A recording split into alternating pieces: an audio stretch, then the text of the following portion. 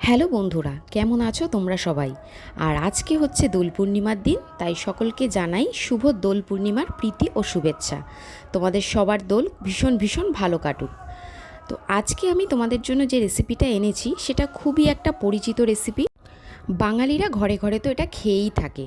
আর তার আগে বলে দিই, আমার ভিডিওটা যদি তোমাদের ভালো লেগে থাকে অবশ্যই চ্যানেলটাকে একটু সাবস্ক্রাইব করে যাবে, আমার পাশে থাকবে। নিরামিষ দিন যখন হয় আমরা সকলেই ভাবি যে কি রান্না করা যায়। তো ছোলার ডাল তো সকলেই খেয়েছো, আর নারকেল দিয়ে ছোলার ডাল হচ্ছে একটা ট্র্যাডিশনাল অথেন্টিক রেসিপি, যেটা বাঙালির ঘরে ঘরে সবাই খেয়ে থাকি। কিন্তু নারকেল না থাকলেও কি ছোলার ডাল খাওয়া যায় না? অবশ্যই খাওয়া যায়। তো আজ আমি করেছিলাম বাড়িতে নারকেল পনির কোনো কিছু ছাড়াই একদম সহজ উপায়ে ছোলার ডালের রেসিপি। তার জন্য আমি 250 গ্রাম ছোলার ডাল ভিজিয়ে রেখেছিলাম প্রায় ঘন্টা চারেক। তারপরে সেটাকে আমি কি করব, বয়েল করে নেব। এবং এই রান্নাটা করার জন্য আমার কি কি লেগেছে সেটা তোমরা দেখেই নিলে। তো চলো এখন মটরটাকে সিদ্ধ করে নেওয়া যাক। যখন সিদ্ধ করবে অল্প হালকা পরিমাণ একটু নুন আর হলুদ গুঁড়ো দিয়ে সিদ্ধ করে নেবে। দেখো এখানে আমার সিদ্ধটা কত সুন্দরভাবে হয়ে গেছে, পুরোপুরি ডালটা যাতে না গলে যায়, আবার দেখতে যেন গোটা গোটাও লাগে, কিন্তু হাত দিয়ে চাপলে কিন্তু ওটা পুরো গলে যাবে। তো এবার চলো মেন রান্নার দিকে যাওয়া যাক। কড়াইতে নিয়ে নেব একটু সর্ষের তেল। যেহেতু এটা ডাল, তো সর্ষের তেল দিয়েই খেতে বেশি ভালো লাগবে। ফোড়নে দিয়ে দিলাম তেজপাতা, শুকনো লঙ্কা, দারচিনি আর অল্প একটু পরিমাণ জিরে। এবারে হালকাভাবে এটাকে একটু নাড়াচাড়া করে নেব। তারপর এতে আমি দিয়ে দিলাম আদা বাটা, তার সাথে আমি একটু কাঁচা লঙ্কা দিয়েও বেটে রেখেছিলাম। তোমরা চাইলে কাঁচা লঙ্কা নাও দিতে পারো। তো আদাটাকে এবারে একটু ভাজা ভাজা করে নিতে হবে।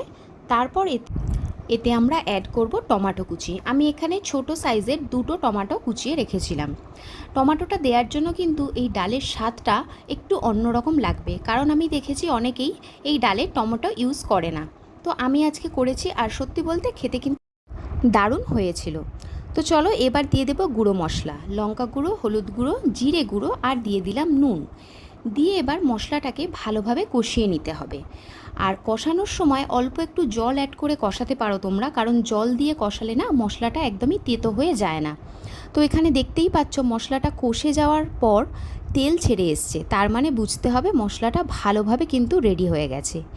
এবার আমরা এতে দিয়ে দেব সিদ্ধ করা ডাল।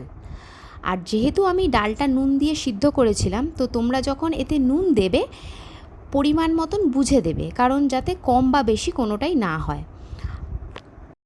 এরকম সুস্বাদু ছোলার ডাল আর তার সাথে লুচি হলে তো জমেই যাবে খাওয়া। তবে আজকে আমি এটা রুটির সাথে খেয়েছিলাম, পরোটার সাথেও ভালো লাগে। তো চলো এবার আমি দিয়ে দিলাম অল্প পরিমাণ জল, কারণ ডালটা একটু ঘন ঘন হবে।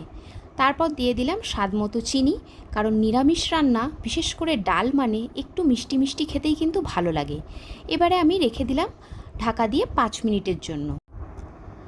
হয়ে গেছে এবার আমি ঢাকাটা খুলেতে দিয়ে দিলাম ভেজে রাখা ধনে জিরে গুঁড়ো। এই মশলাটাই কিন্তু এই খাবারের স্বাদটাকে আর গন্ধটাকে দ্বিগুণ করে দেবে।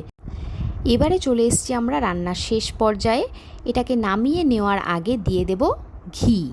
ঘি ছাড়া তো এইসব রান্না একদমই অসম্পূর্ণ।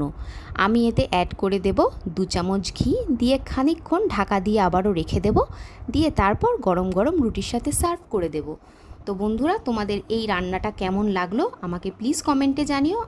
আর যেতে যেতে চ্যানেলটাকে সাবস্ক্রাইব করে যেও। টাটা, দেখা হবে নতুন ভিডিও।